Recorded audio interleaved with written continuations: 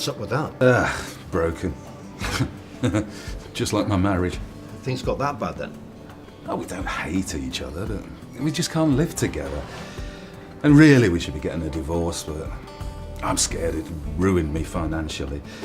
I mean, with my career and everything, the last thing I need at the moment is a long, drawn-out battle with lawyers, pinging letters backwards and forwards by snail mail.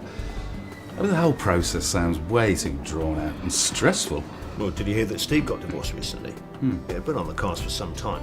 But he used a process called collaborative law. He was well impressed. How's that work then?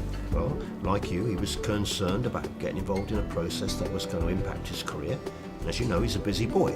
Well, with collaborative law, you decide when the meetings with the lawyers take place, and by having constructive face-to-face communication, it cuts out loads of unnecessary correspondence. Yeah, but he still had the hassle of going to court, I bet. And that's what I'd find most daunting. Well, no, not at all. Apparently, with this collaborative law stuff, both sides make a commitment not to get the courts involved at all. The whole process, it seems, is open, transparent and courteous. And as you say, you and Tracy don't hate each other. So it would be nice if it was all amicable and you could stay friends. So, it's just us and the lawyers at these meetings?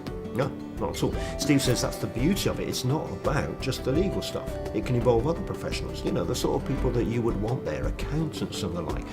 Or even, if it helps, counsellors.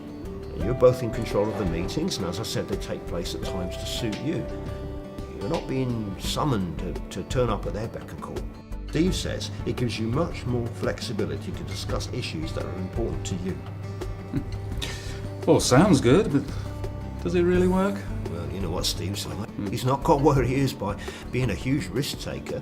He doesn't like to buy into anything unless he can be sure of it succeeding. Apparently collaborative law's got a better chance of success than mediation because of the agreement they both have to sign to see it through.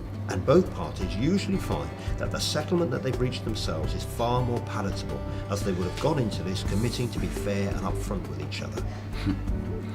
I bet it costs a fortune, though. I mean, Steve's a high flyer. I bet he can afford it. Yeah, but remember, he doesn't throw money away. He says the cost is very similar to the more traditional method as far as the lawyers go. But remember, you don't go to court, so think of the savings there. And what if it all goes wrong? We'd have to pay for a new lot of lawyers and do it all again the old way. Well, there's your incentive to get it right first time, eh? I mean, seriously, you both need to be committed to this, but it's got to be worth it. I mean, think about it. It's quicker, so you can both get on with your lives, and apparently, although you don't need to be there, the courts have a lot of respect for the collaborative law approach when approving the agreement. Do you know what? You've given me food for thought. How do I go about looking into this? Well, apparently the main criteria are that both of your lawyers must be trained in the collaborative law process. But I'm sure there's a website where you can find out all about that kind of stuff.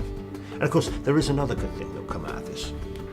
When you get a good settlement, you'll be able to afford to buy a new watch. More information about collaborative law can be found on the Resolution website.